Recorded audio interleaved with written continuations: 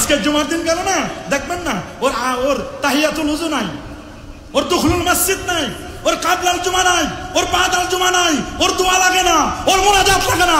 মসজিদে আসবে সবার শেষে, যাবে সবার আগে, যাওয়ার সময় আর জুতা পাল্টা নিয়ে যাবে। জুতা চোরের দল আছে না নাই? একদম কি বলে আছে না নাই? এরা জুতা চুরি করে, কোনো সন্দেহ নাই।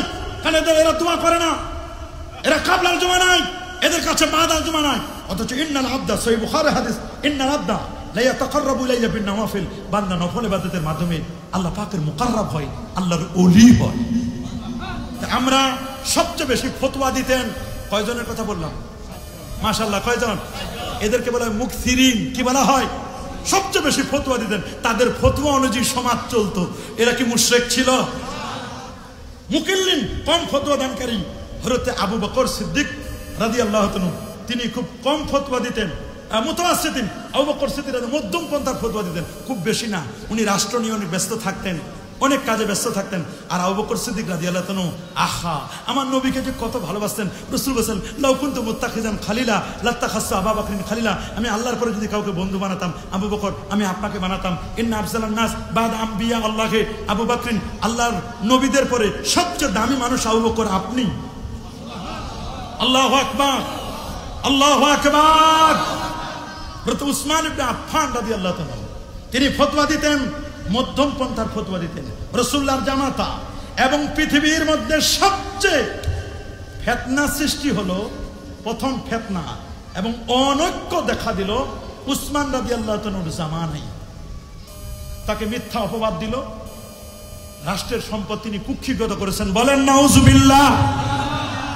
আত্মীয় স্বজনদেরকে চাকরিতে বহাল রেখেছেন। বলেন নাউজুবিল্লাহ। এতটুকু অপরাধ তার, অথচ এগুলো একটার সাথে তার কোনো সম্পর্ক ছিল না। ছোট ছোট ব্যক্তিদেরকে, কম বয়সের ব্যক্তিদেরকে চাকরি দিয়েছেন, রাষ্ট্রের দায়িত্ব দিয়েছেন। এবং এই কাজটা যিনি করলো, এই খবিসটা, পৃথিবীতে অনৈক্যর খলনায়ক, অনৈক্যের খল নায়কটা যিনি, তার নাম হলো ইয়ামানের সানা অঞ্চল, সানা, ইয়ামানের সানা অঞ্চলের, তার নাম হচ্ছে আব্দুল্লাহ ইবনে সাবা। কি নাম? সবাই বলেন। এই নামটা মরার আগ পর্যন্ত মনে রাখবেন, এটা আমাদের জীবনের সমস্ত মুসলমানের দুশ্মন। নাম কি? এটা হলো সকল অনৈক্যের খলনায়ক। বলেন সকল অনৈক্যের, মুসলমানদের মধ্যে দ্বন্দ্ব, কলহ, মারামারি, কাটাকাটি, খুন, খারাপি, হত্যা, জিজ্ঞাসা, রাহাজানি, যত কিছু সবগুলোর খলনায়কটা নাম আব্দুল্লাহ ইবনে, বাড়ি সানা অঞ্চলে, ইয়ামানের সানা অঞ্চলে। এটা ছিল ইহুদি। বলেন এটার অরিজিন কি?